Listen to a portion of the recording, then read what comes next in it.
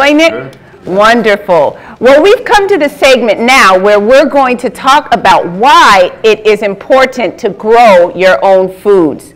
Okay? And soon we'll get to the how-tos, but first we need to understand why it is essential, why it is a life and death matter for us to grow our own foods, especially as we consider our theme, preparation for the great food crisis. Whether we know it or not, there is a great food crisis that is going to come, and has even begun, I would say. So why should we grow our own foods? Well, let's ask the audience, why should we grow our own foods? Why? Healthier? Okay, anyone else? Food would not be available then. Anyone else? Save money. Over there. The food tastes better. Anyone else? All right. Over the next couple of weeks, we'll be dealing with one or two of those reasons why we should be growing our own food. Now, this evening's session, we are going to cover the health benefits. We want to make sure that we're not consuming foods that have been grown conventionally with pesticides, insecticides, fungicides, herbicides, all the sides, especially with genetically modified organisms. Yes, now you mentioned healthy. When we're talking about healthy, we know that health is, we take a holistic approach to our health. It's not just physical health that we're interested in improving, correct? We're interested in improving our physical health, our mental health, and our spiritual health, because they are all interrelated. Now, I heard Andrew mention pesticides and the various sides, yes, as well as GMOs. You know, many people are of the opinion that because these things are available on the market, I mean GMO foods, yes, crops, I would say, foods grown using the conventional method, the methods of using pesticides and so on and so forth, it must be healthy, right? If it's sold on the market, they tested it, right? Well, let's ask the audience the rhetorical question. Now, we know not because the FDA approves, that means that it is always healthy. And we have many evidences of that today. And what we want to drive home is this point, and that is, we know the more naturally the food is grown, the healthier the food is for us. Am I right or wrong? Right. Correct. And when you begin to add these chemicals, which are poisonous, and we would not drink these chemicals, and when we spray them on our plants, on our foods, not only are these chemicals on the food, but they get inside the food. And these chemicals have carcinogenic properties that can cause cancer. Right. So we want to make sure that we grow our own foods. And secondly, when these scientists in these laboratories begin to tamper with the genetic makeup of the food, when you begin to alter it, it becomes poisonous to one's body 99% of the time. So what you're saying, the genetically modified organisms can't even be called food because they change the structure. Now, we did not have to dig into the archive of history to pull out articles, current events showing that foods grown conventionally with pesticides and various other chemicals are toxins. They are poisonous to one's health. Look here. Look at the screen right here. This came out just a few days ago, March 9th, 2017. The United Nations report estimates pesticides kill over 200,000 people per year. Wow. We're not here just to inform you. We're here also to persuade you that it's time now for us to take our health into our own hands, because what affects us physically, mentally, will also negatively affect us spiritually. Look at this carefully. This is March 7th, 2017. The headline reads, UN human rights experts call for global treaty to regulate dangerous pesticides. Wow. So we know that we're here. And I want to ask you all a question. What are some of your favorite fruits that you buy? Favorite fruits? Fruits? Apples? Anyone else? Pineapples? Anyone else? Papaya. All right. Strawberries. Bananas. Okay, let me ask you this. How many of you like nectarines? Raise your hand. Nectarines? Okay, hands down. How many of you like tomatoes? Tomatoes. In that green juice by Sam and Madeline, it had celery. Like celery? Raise your hand. Celery? Cucumber. All right. Now, let me ask you, how many of you like potatoes? All right. Grapes? All the foods I've just listed find themselves on the top of the list of the dirty dozen. These foods are highly toxic when grown conventionally and not organically. Look at this. This came out just a few months ago. The headline reads, strawberries contain dangerous levels of pesticides linked to cancer, obesity, and infertility, a study warns. Look at the first point. Researchers claim 70% of strawberries have dangerous pesticides in them. Number two, the annual report also warned against what? Spinach, pears. You like pears? Yeah. Nectarines. Number three, studies link pesticide ingestion to obesity, even Parkinson's. Wow. Infertility and diabetes. Look at this here. This is Business Insider, March 13th, 2017. Again, we didn't have to dig too deep into the archive. Just showing you present reports. Headline, the top 13 fruits and vegetables you should probably buy how? Organic. Organic. You know, it's interesting because there's a lot of people that are going healthy these days and they're deciding to cut off of harmful products and they're going to a more plant-based diet. Yes. But then when they buy their plants, you know, they buy their fruits, their vegetables, they're buying fruits and vegetables that are carcinogenic because of the chemicals that they put on them to grow them. So they're not becoming more healthy, unfortunately. And when you walk into your local grocery stores, I'm not dealing with the grocery stores that specifically sell organic foods, but like well, let me ask you, where do you shop for your food? Where do you shop? Publix, Walmart, where else? Target, Whole Foods, Save-A-Lot, Bravo, Aldi, Bravo. If you notice, when you walk into the produce aisle, in that area, that section, most of your food there, generally speaking, are non-organic, grown conventionally with pesticides. Look at this report here. Back to the screen. It says, let me wait until this gets going here, because we want to take charge of our health. Thank you so much. Look at this. It says here, these are the foods that make up the dirty dozen. Look at the far right-hand corner. What's number one? Strawberries. Number two? Spinach. Number three? Nectarines. Number four? Apples. Number five? Peaches. Number six? Pears. Number seven? Cherries. Number eight? Grapes. Number nine? Celery. Number 10? Tomatoes. Number 11? Bell peppers. Who likes bell peppers? Yes. And number 12 is what? Potatoes. You know, and rounding off, and they gave one other food for bonus. It was humorous. And number 13, it's hot peppers, chili peppers, hot spicy peppers.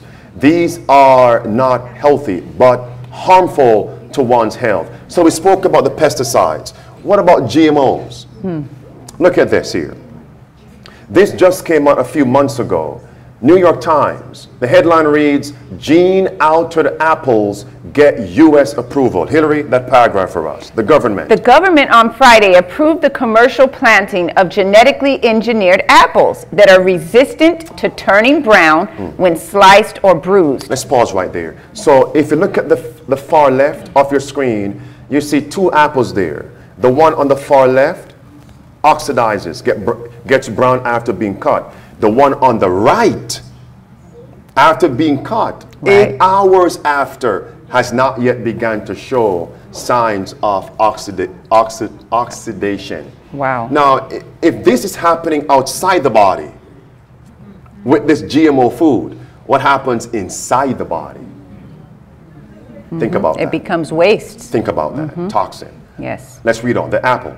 The apple will join relatively few other examples of genetically modified fresh produce, including papaya and some sweet corn.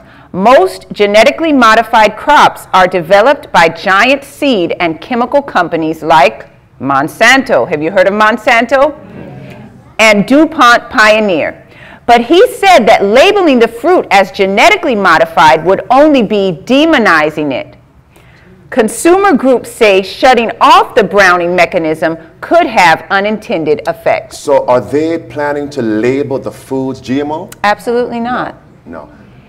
That means you're eating death. Look at this here. This is just a few days ago, March 10th, 2017. The headline reads, "Judge threatens to sanction Monsanto for secrecy in what? Roundup cancer litigation." Now, Monsanto also is into making chemicals to kill weeds on the grass. Right. All right. And it's causing cancer in people who use the chemical to spray on their lawn as they inhale that. The same company is also involved in genetically modifying foods. Would you want to eat from Monsanto's table? No. Look at this. Who knows who this person is? This is Henry Kissinger. Listen carefully. GMO food for dinner? What has Nigeria learned from the West? Conspiracy theorists, Huffington Post, within the opposition camp to GMO, also point to statements by Dr. Henry Kissinger, a former U.S. Secretary of State, as proof that the GMO initiative is part of a grand scheme to do what? Depopulate, to depopulate the developing the world. developing world. Wow. In a national security memorandum obtained from the U.S. National Archives, Dr. Henry Kissinger wrote the following, quote, "Depopulation should be the highest priority of U.S. foreign policy towards the third world." End quote. The GMO opponents point out the genetically modified epicide corn intended to produce sterility Wow.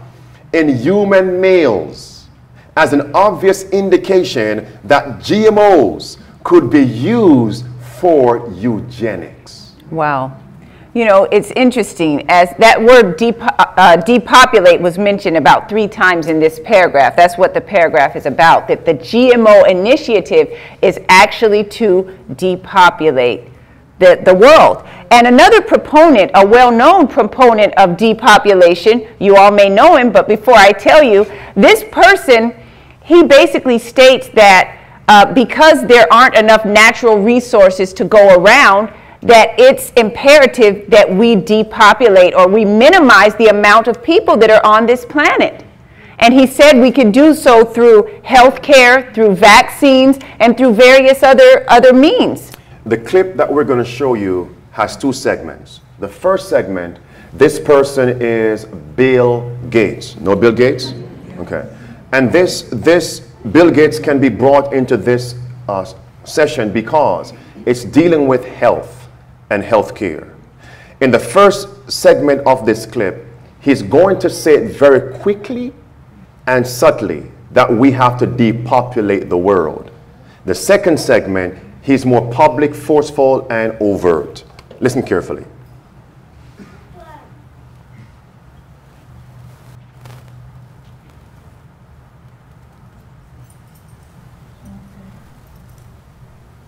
Well, over this decade, we believe unbelievable progress can be made, both inventing new vaccines and making sure they get out to all the children who need them. We could cut the number of children who die every year from about 9 million to half of that if we have success on it. And the benefits there in terms of reducing sickness, reducing the population growth, it really allows the society a chance to take care of itself once you've made that intervention. This equation has 4 factors, a little bit of multiplication. So you've got a thing on the left, CO2, that you want to get to 0. And that's going to be based on the number of people, the services each person's using on average, the energy on average for each service, and the CO2 being put out per unit of energy.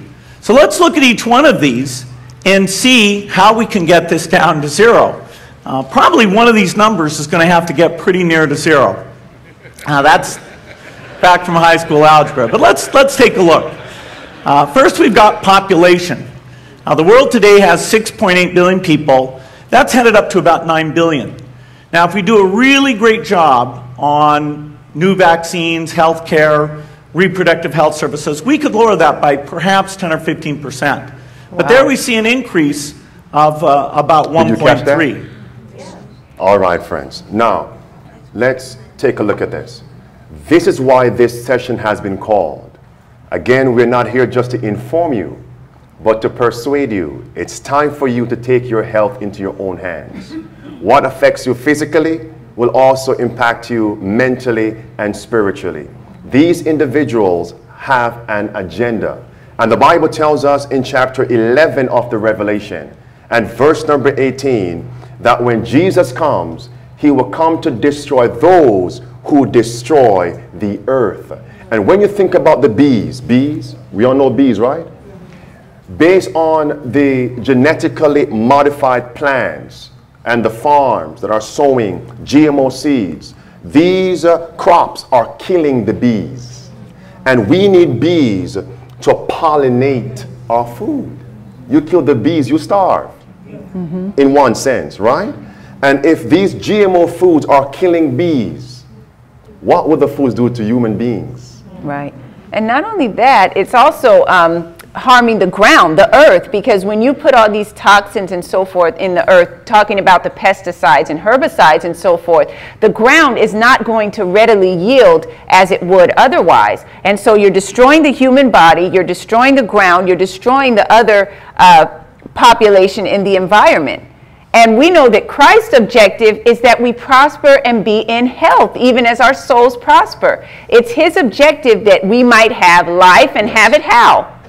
Have it more abundantly. That's John 10:10. But that same verse brings to view the enemy's plan. The enemy's plan is to kill, to steal, and to destroy. And that is what he is trying to do through the food that we eat. And on that same point, we're told in Isaiah chapter 14, for those of you who are taking notes, Isaiah chapter 14 and verse number 12.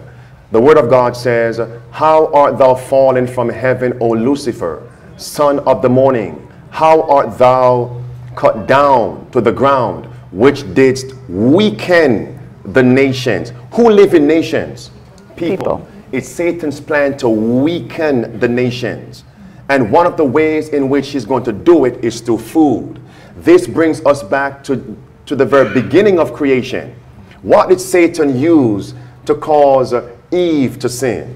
And then Adam. What was the medium?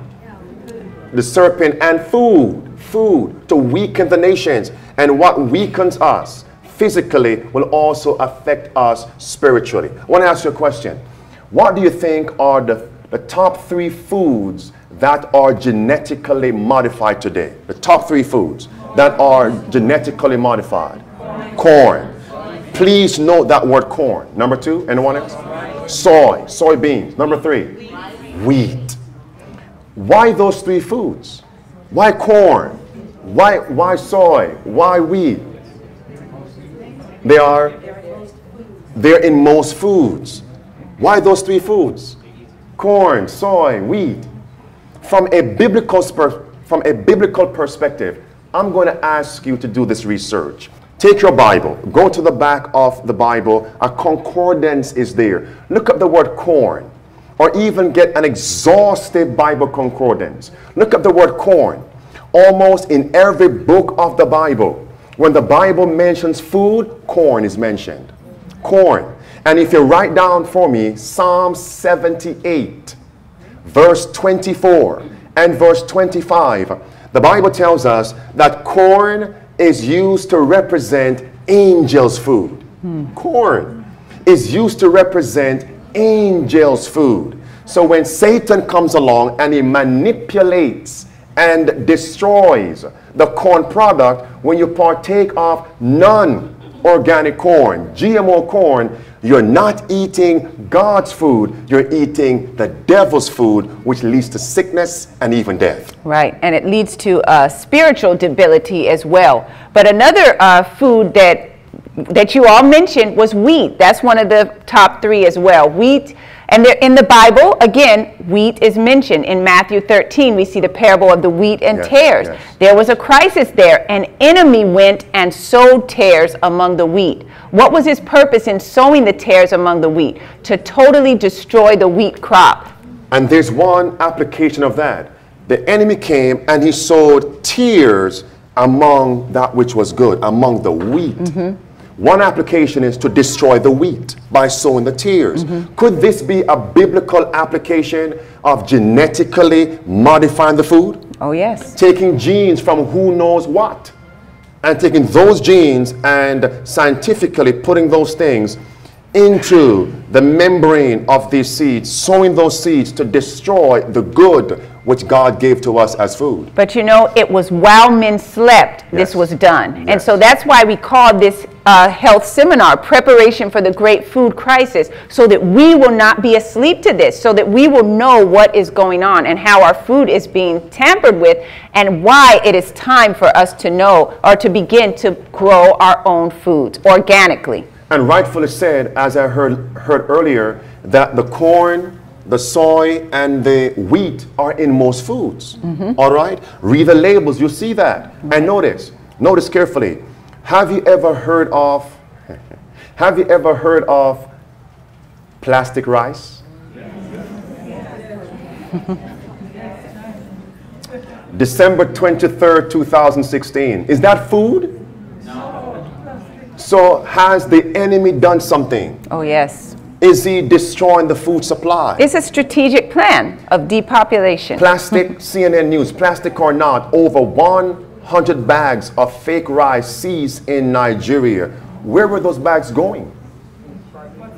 To our local grocery stores. And that's why we have to take our health into our hands. Have you ever heard of fake cabbage? Plastic cabbage. There it is, BuzzFeed. There's a crazy conspiracy theory that China is what? Selling the world fake cabbage. And this is not fake, not a conspiracy. It's going on right now. That's right. Well, you have a lot of individuals, and perhaps some of you here may be thinking this way. Well, I see what you're saying, and I totally agree with everything you're saying. However, I only buy organic food anyway. So I have the money. I don't need to grow my own food. The grocery store will always be there to supply me with my organic foods. What would we say to such a person? Yes, many folks think that way. And what we want to let them know is, number one, even if you have the money, very, very soon, the cost of food is going to be, should I say, unaffordable, very, very expensive. And even if you have, the money to buy the food, what's going to happen is you become dependent on the stores, the local grocery stores. You become dependent. Now, what's going to happen if a crisis should come and your local grocery stores run out of food? What do you do? Now, you say you have the money, so I can go and buy organic foods, and I don't have to grow my own food. What if I told you that right now they are finding out that companies are labeling non-organic food as organic? Would you believe me? Would you believe me? Would that awaken you then to grow your own food?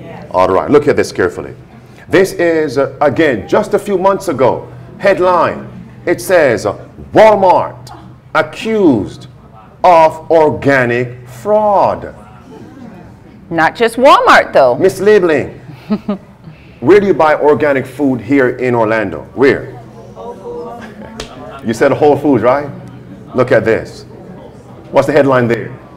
Whole Foods faces FTC mislabeling investigation. I do want to say something. I want to put a plug in here. Grow your own food? This is true. Grow your own food. But while you're in that transition period, you have to start somewhere. So right now, if you have to buy from the store, definitely buy organic, okay? So we're not saying don't buy organic food if you don't have a garden. And that's why we're going to show you the how-to in a few moments. So here is someone. Well, Andrew, I have the money.